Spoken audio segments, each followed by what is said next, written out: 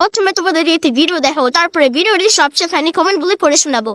তোমরা আমাকে যারা বলো কাকিমা তোমার নিজের হাতে এত কিছু রান্না করে খাওয়াতে তোমার কষ্ট হয় না, আমি তাদেরকেই বলছি কষ্ট আমার একটু হয় কিন্তু আনন্দ হয় আমার অনেক বেশি। সুমি যখন আমাকে বলে মা কিছু বন্ধু বান্ধব আমার বাড়িতে আসবে, তখনই আমি সুমিকে বলি তোর বন্ধু বান্ধব কি খেতে ভালোবাসে সেটা তো তুই নিশ্চয়ই জানিস, শুধু সেটাই আমাকে একবার বলবি তাহলেই আমি সবকিছু বানিয়ে দেবো। সে যাই হোক, বিয়ের আগে আমি সুমির মতোই ছিলাম, বড় আদরের দুই দাদার ছোট্ট বোন ছিলাম, রান্নাবান্না আমি কিছুই জানতাম না। আর এখন আমার দাদা আমাদের বাড়িতে এসে আমাকে দেখে পুরো অবাক হয়ে যায়। আমাকে দেখে আমার দাদা বলে তুই এত কাজ কি করে একা একা সামলাস। আর এখন তোমরা আমাকে দেখো সব কাজে আমি শিখে গেছি। সে যাই হোক, এখন আমি রান্নাবান্না নিয়ে খুবই ব্যস্ত, কারণ সুমির বন্ধু বান্ধবরা এক্ষুনি চলে আসবে। 4-5 ভাগে আমি রান্না করবো, তাই আমি দুটো কড়াইতে দুই পাশে রান্না বসিয়েছি। আর এত ভাগে ভাগে রান্না করতে গিয়ে তোমাদের পুরো ভিডিওটাই দেখাতে পাচ্ছি না, আমি তোমাদের পরের ভিডিওতে দেখিয়ে দেবো। রান্না বান্না করতে করতে সুমি আমাকে এসে বললো মা বন্ধু বান্ধবী এক্ষুনি ঢুকে যাবে, তোমার রান্না বান্না কত? আর আমি সুমিকে বললাম তুই চিন্তা একদমই করিস না, রান্না বান্না ঠিক সময় মতো সবই হয়ে যাবে। এদিকে আমি রান্না করেছি ডাল, লোটে মাছের ভর্তা, চিংড়ি মাছের মালাইকারি, দই কাতলা, চাটনি। আজকে আমি চিকেন রান্না করিনি, কারণ কালকে চিকেন মাটন দুটোই হবে। এদিকে দেখো তোমাদের সঙ্গে কথা বলতে বলতে আর রান্না বান্না করতে করতে সুমির বন্ধু বান্ধবীরাও চলে আসলো। তোমরা শুধু একবার লক্ষ্য করে দেখো সুমির বন্ধু বান্ধবীরা কত কিছু নিয়ে আসছে। খাবার রাখতে রাখতে আমার পুরো টেবিলটাই ভরে গেছে। আমি তো ওদেরকে দেখে পুরো অবাক হয়ে গেলাম, আরে বাবা এত খাবার কি আনতে হয়? এই কি খাবার আমার হাতে দেওয়াই শেষ হচ্ছে না, একটার পর একটা দিয়েই যাচ্ছে। আর ওরা আসতে আসতে সুমি চলে আসলো কোলকপি বানাতে। এদিকে আমি চিকেন পকোড়া করার জন্য মাংসটা ম্যারিনেট করে রেখে দিয়েছিলাম, যে ওরা বাড়িতে আসতে আসতে কোলকপির সঙ্গে থাকবে চিকেন পকোড়া। গরম গরম চিকেন পকোড়া ওদেরকে ভেজে দিয়ে আমি রাতের খাবারটাও রেডি করে দিলাম। আর ওরা বাড়িতে আসতে আসতে ওদের মধ্যে সুমির একটা দাদা আমাকে বলে উঠলো কাকিমা তোমার যদি কোনো হেল্পে লাগে আমাকে বলো, আমি তোমাকে সাহায্য করবো, আমাদেরকে নিজের মতো ভেবো। সত্যি আমার এরকম কথা শুনে খুব ভালোই লাগলো। এদিকে তোমাদের সঙ্গে কথা বলতে বলতে সুমিকে নিয়ে আমি পুরো খাবারটা গুছিয়ে নিয়েছি। ঠিক সময়ে রান্না বান্না খাবার দাবার গুছিয়ে নেওয়াতে সুমি তো খুব খুশি। এবার আমি ওদের সবাইকে খেতে রেখে নেবো। সবাই এসে টেবিল ভরা খাবার দেখে পুরো অবাক হয়ে গেল। কেউ আবার বলছে কাকিমাকে একবার ডাকো,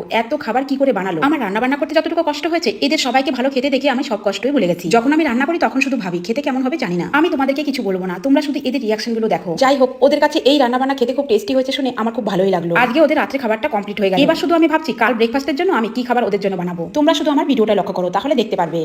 चलिए शुरू करते हैं। Everyday with Rumana, everyday with সুমির রচনা। स्टार्ट करो। কাকিমা রান্নার মাঝে মাঝে একবার হেলিকপ্টার ঘুরে চলে আসুন। बड़ा हरामी हो बेटा। আরে কাকিমা ভালো না হলেও বলবে ভালো ঘুরানি কাকিমা। प्यारी समझ गई।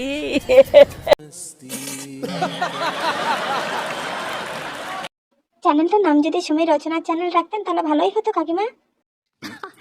सही पकड़े हैं।